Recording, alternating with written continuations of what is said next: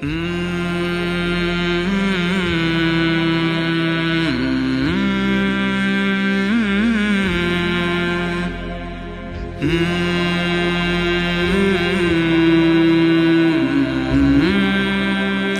علیکم ورحمۃ اللہ وبرکاتہ۔ الحمدللہ وکفی وسلام علی عبادہ الذین اصطفیٰ وخاصۃ علی محمد رسول اللہ صلی اللہ تعالی علیہ وسلم۔ اما بعد فاعوذ باللہ من الشیطان الرجیم، بسم اللہ الرحمن الرحیم۔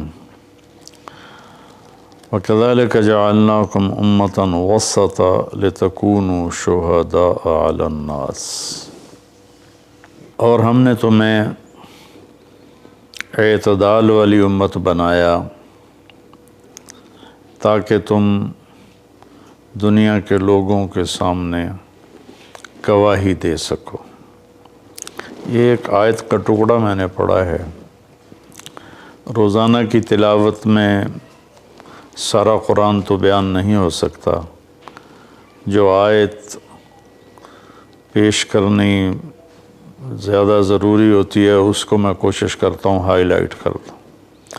اس میں اللہ نے ہمیں زندگی گزارنے کا ایک پیمانہ دے دیا، ایک ترازو دے دیا ہے کہ ہم نے تمہیں اعتدال والی امت بنایا ہے۔ اس کی میں مثال دیتا ہوں، جیسے پہلے زمانے میں ترازو ہوتے تھے، اب تو ڈیجیٹل آ گئے۔ تو ترازو ہوتے تھے تو اس میں نا ایک کانٹا ہوتا تھا یہاں ایسے کر کے، اور ادھر دو پلڑے ہوتے تھے۔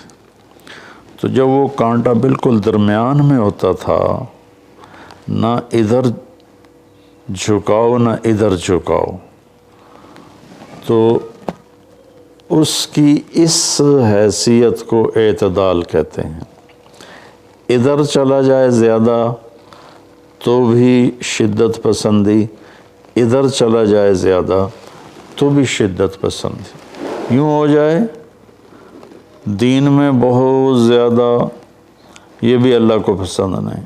ایسے ہو جائے دنیا میں بہت زیادہ، یہ بھی اللہ کو پسند نہیں۔ اللہ تعالیٰ فرماتے ہیں کہ اپنی زندگی میں عدل پیدا کرو، انصاف پیدا کرو، اعتدال پیدا کرو، کہ جب دنیا میں لگو تو ایسے نہ لگو کہ تمہیں آخرت بھول جائے۔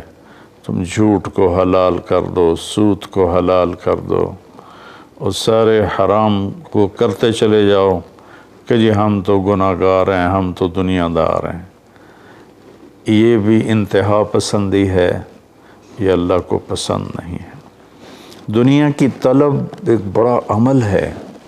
اللہ کے نبی کا فرمان ہے، من طلب الدنیا حلالا، جس نے رزق حلال کمایا، جس نے دنیا کو حلال راستے سے طلب کیا، اس میں جھوٹ نہیں، اس میں دھوکہ نہیں، فراڈ نہیں، اس میں سود نہیں، اس میں ظلم اور زیادتی نہیں، اس میں وعدہ خلافی نہیں، کسی غلط چیز کی تجارت نہیں، شراب بیچتا ہے یا ڈرگز بیچتا ہے، نسل کو برباد کرتا ہے۔ تو جس نے حلال راستے سے دنیا کو کمایا، استعفافاً عن المسئلہ، کہ مجھے مانگنا نہ پڑے لوگوں سے، میں خوددار بن کے زندگی گزاروں۔ سعیاً علی اہلہ، اپنے بچوں پہ خرچ کرنے کے لیے کہ وہ عزت کی زندگی گزاریں۔ تعطفاً علی جارہ، اپنے آس پاس کے غریب لوگوں پر خرچ کرنے کے لیے، جو صبح بازار جاتا ہے اور اپنی جاب پر جاتا ہے، اپنی مزدوری پر جاتا ہے، وہ ریڑھی پر بیٹھتا ہے یا بہت بڑے پروجیکٹ کے آفس میں بیٹھتا ہے، اگر یہ چار باتیں اس کے اندر ہیں، حلال کماتا ہے، جابین رشوت نہیں لیتا، غلط کام نہیں کرتا، کسی کی فائل نہیں روکتا، بچوں پہ خرچ کرنے کے لیے اور پڑوسیوں کو نوازنے کے لیے، غریب پڑوسیوں پر خرچ کرنے کے لیے، اور سوال سے بچنے کے لیے۔ جو دنیا کو کماتا ہے تو اب آپ خوشخبری سنیں، لقی اللہ تعالی یوم القیامہ وجہہ مثل القمر لیلۃ البدر، قیامت کے دن وہ اللہ سے ایسے ملے گا کہ اس کا چہرہ 14ویں رات کے چاند کی طرح چمکتا ہوگا۔ تو ایسی دنیا کمانا بھی بندگی ہے۔ ریاکاری کے نفل پڑھ رہا ہو تو وہ جہنم ہے، اور ان 4 شرطوں کے ساتھ دکان پہ بیٹھا ہو، آفس میں بیٹھا ہو، ریڈی پہ بیٹھا ہو تو وہ جنت کا راستہ ہے، اللہ کو اتنا پسند ہے، کیونکہ اس میں درمیانی راستہ ہے، اعتدال والا راستہ ہے۔ اب اس میں انتہا پسندی کیا ہے؟ دوسری حدیث پیش کرتا ہوں، تعس عبد الدینار وعبد الدرہم وعبد القطیفہ، تعس وانتکس وإذا شیک فلن تقش، ان اعطی رضی وإن لم یعط سخط۔ آپ نے فرمایا دینار کا چاہنے والا، دینار کا غلام چاہت تو سب کی ہے، سونے کا غلام ہلاک ہو جائے، چاندی کا غلام ہلاک ہو جائے۔ اللہ نے کائناتی معیشت کو، اکانومی کو سونے چاندی کے گرد گھمایا ہے، یہ اللہ کی اپنی قدرت ہے۔ تو اب یہ انتہا پسندی آ رہی ہے، جس نے آپ نے کہا ہلاک ہو جاتا ایسا، کون؟ عبد الدینار، سونے کا غلام، چاندی کا غلام، اور زیب و زینت کا غلام، اسیسریز کا غلام، کہ حلال رزق میں ایسی نہیں مل رہا تو چلو کوئی ڈنڈی مار لو، کوئی رشوت لے لو، کوئی جھوٹ بول کے سودا بیچ لو، یہ ہے۔ تو اس کے لیے آپ نے بد دعا فرمائی۔ یہ بخاری شریف کی روایت ہے، آپ رحمت اللہ علیہ عالمین ہو کر آپ بد دعا فرما رہے ہیں کہ ایسے لوگ، چونکہ یہ لوگ جب دنیا میں جاتے ہیں تو اوروں کے حقوق مارتے ہیں، اوروں جو رشوت لیتا ہے، وہ رشوت دینے والا پتہ نہیں کن مشکلوں سے اپنے کام کے لیے پہنچا ہوتا ہے، جس کو یہ دھوکہ دے کے مال بیچ دیتا ہے، وہ پتہ نہیں کتنی مشکلوں سے پیسہ بنا کے مال لینے آتا ہے، اس کو یہ 2 نمبر ٹکا دیتا ہے۔ اس لیے ان کے لیے بد دعا فرمائی کہ یہ معاشرے کے لیے ناسور لوگ ہیں، چاہے یہ کتنے ہی نامور ہوں، لیکن یہ معاشرے کے لیے ایک عذاب ہیں، ایک مصیبت ہیں۔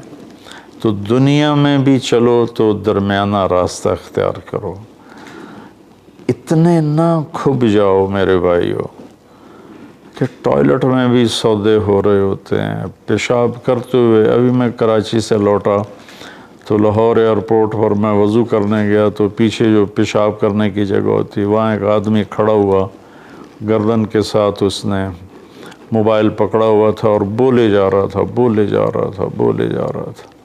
یہ بھی کوئی زندگی نہیں ہے، کھانا بھی کھا رہے ہیں اور سودا بھی بیچ رہے ہیں اور پیمنٹ بھی لے رہے ہیں اور سودا کر بھی رہے ہیں اور ساتھ کھانا بھی کھا رہے ہیں۔ تو یہ تو کھانا زہر بن جاتا ہے۔ دماغ کی طرف سے آرڈر جاتا ہے کہ کھانا آ گیا ہے، تیار ہو جاؤ، معدے کو آرڈر ملتا ہے، ساتھ ہی فون کی گھنٹی بجتی ہے، فون اٹھاتا ہے تو آرڈر فون کی طرف چلا جاتا ہے، معدے کو آرڈر نہیں جاتا، غذا زہر بن جاتی ہے۔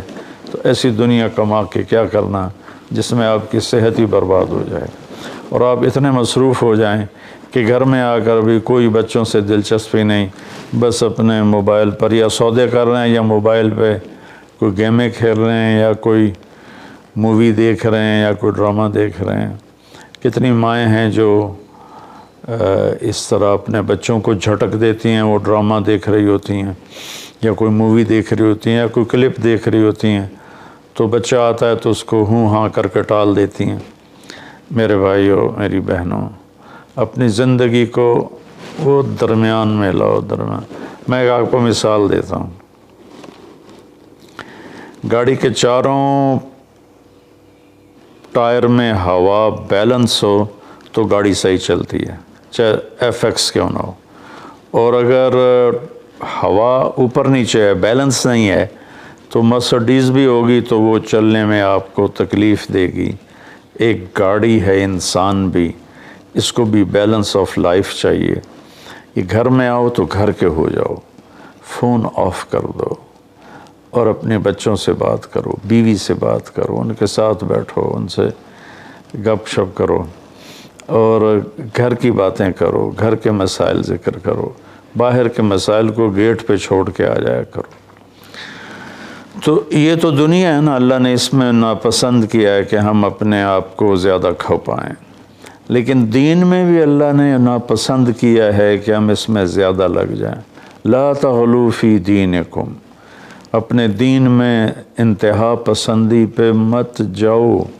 اللہ نے اپنے محبوب سے فرمایا فلا تذهب نفسك علیہم حسرات، میرے نبی آپ ان غیر مسلموں کو تبلیغ کرتے ہوئے اتنا دکھ نہ اٹھائیں کہ آپ خود آہیں بھرتے بھرتے فوت ہو جائیں۔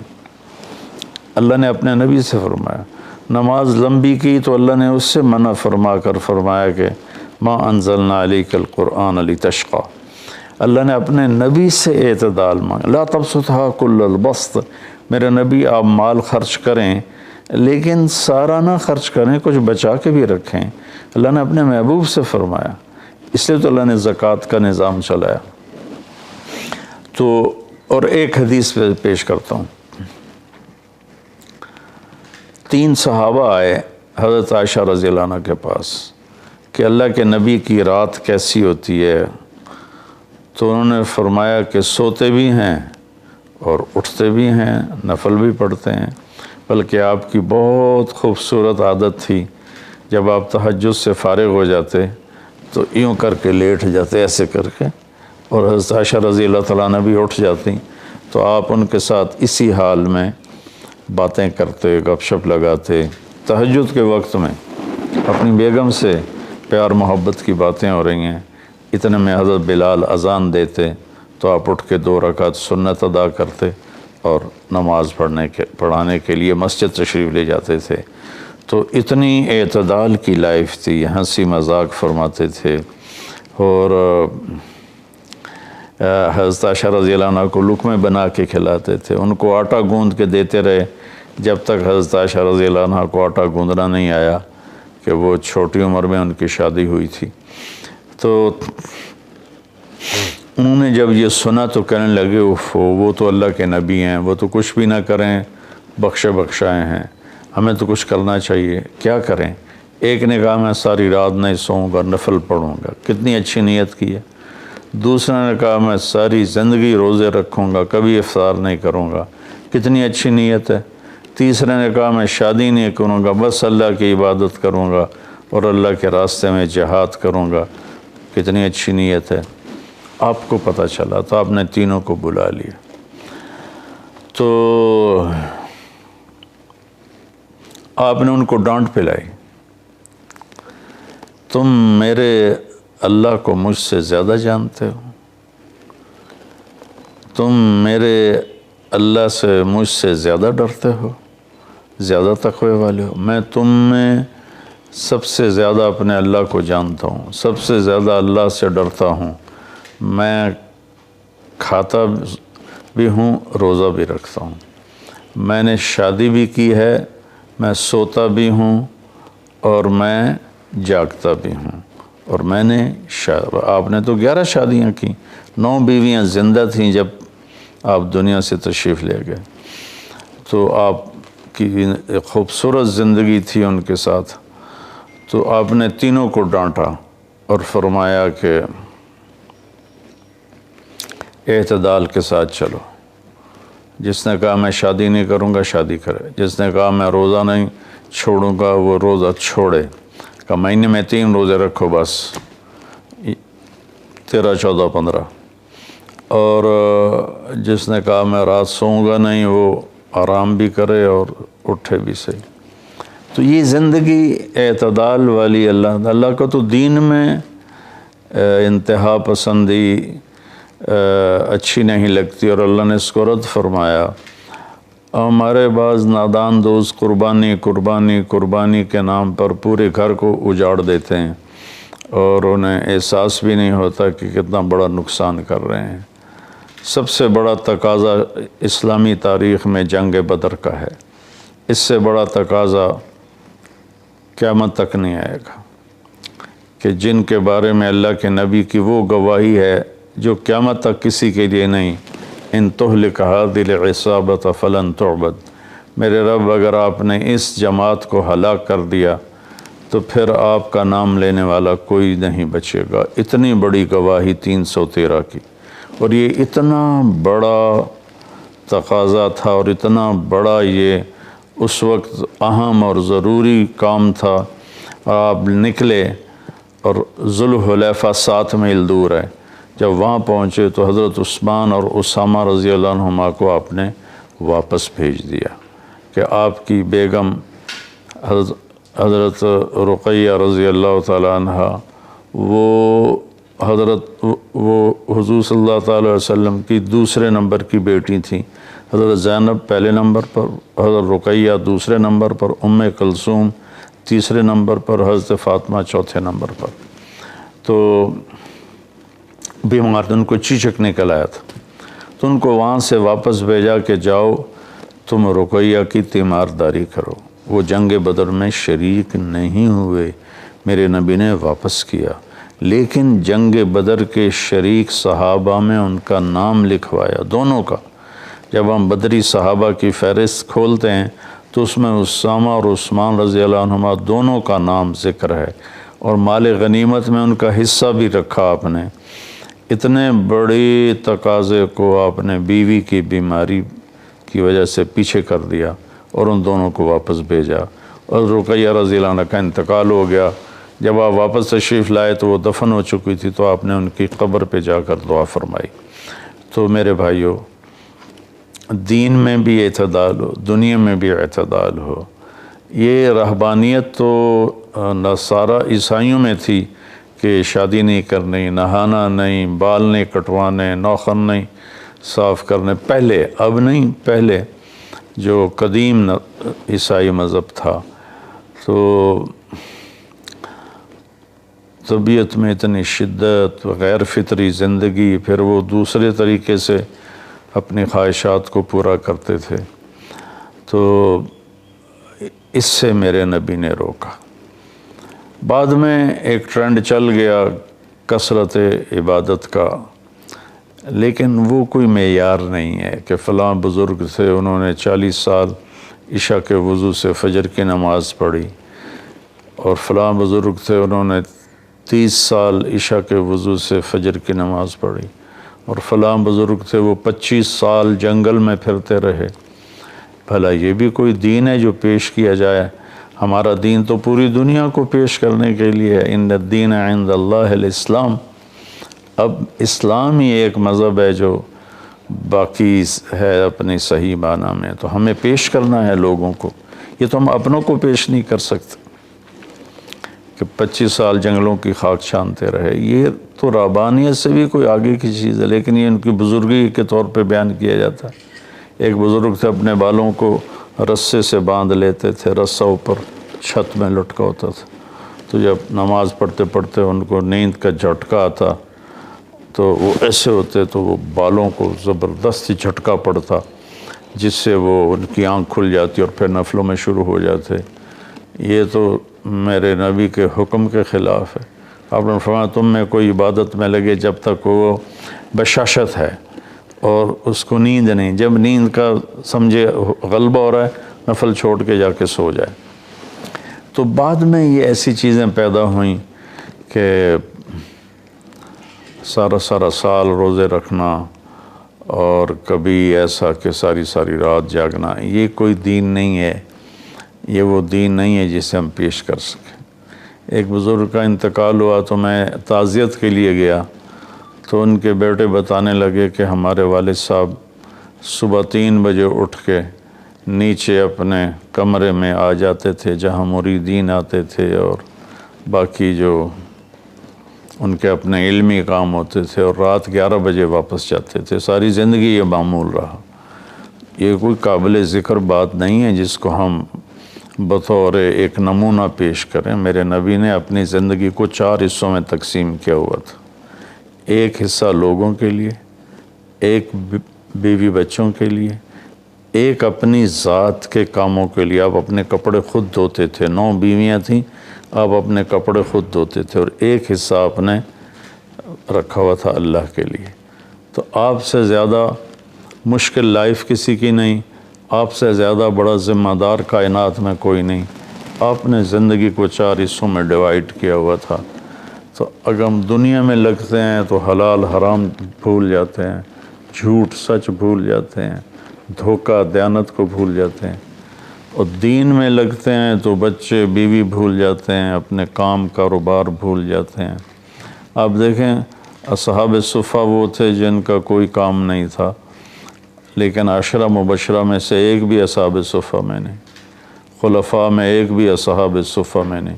اور اصحاب صفہ کوئی دینی تقاضوں کے لیے فارغ نہیں بیٹھے تھے، اصحاب صفہ کا ٹھکانہ کوئی نہیں تھا۔ جب صدیقی دور میں ٹھکانے مل گئے تو اصحاب صفہ بھی ختم ہو گئے۔ تو بھائیو، میری گزارش ہے آپ سب کی خدمت میں کہ اعتدال کی زندگی گزارو، اللہ کے واسطے اعتدال کی زندگی گزارو۔ ایک صحابی آئے، بڑے مالدار تھے، کپڑے ان کے پرانے بھی تھے اور بڑے گھٹیا قسم کے تھے اور میلے بھی تھے۔ آپ نے ان سے فرمایا کیا ہوا، غریب ہو گئے ہو؟ کہا جی نہیں۔ آپ نے فرمایا تو اللہ نے جو تجھے دیا ہے تو وہ چاہتا ہے کہ اللہ تیرے اوپر اس کا اثر دیکھے، اٹھو جا کے کپڑے تبدیل کر کے آؤ۔ آپ نے ان کو واپس بھیجا، ان کے کپڑے تبدیل کروائے۔ تو یہ کہ کسی کو اللہ رزق دیتا ہے، وہ اچھے کپڑے پہنتا ہے، اچھی سواری استعمال کرتا ہے، اچھے گھر میں رہتا ہے، اپنا کاروبار دیکھتا ہے، اس کو دنیا داری نہیں کہتے۔ دنیا داری تو جھوٹ اور فراڈ اور حرام اور رشوت، جتنے غلط راستوں سے جو جانا ہے کاروباری زندگی میں، یہ دنیا داری ہے۔ عبد الرحمن بن عوف رضی اللہ تعالیٰ عنہ نے وراثت میں اتنا سونا چھوڑا کہ بچوں میں تقسیم کرنے کے لیے وراثت کو کاٹتے کاٹتے آریاں ٹوٹ گئیں۔ 1000 گھوڑے، 10,000 بکریاں اور 1000 اونٹ، یہ مال مویشی ان کے پاس تھے، اور زمینیں الگ تھیں، لیکن وہ 10 بڑے صحابہ میں ہیں، ٹاپ 10 صحابہ میں ہیں۔ تو بھائیو، رمضان کا مہینہ ہے، اللہ سے مانگیں کہ اللہ ہمیں اعتدال والی زندگی نصیب فرمائے۔ السلام علیکم ورحمۃ اللہ۔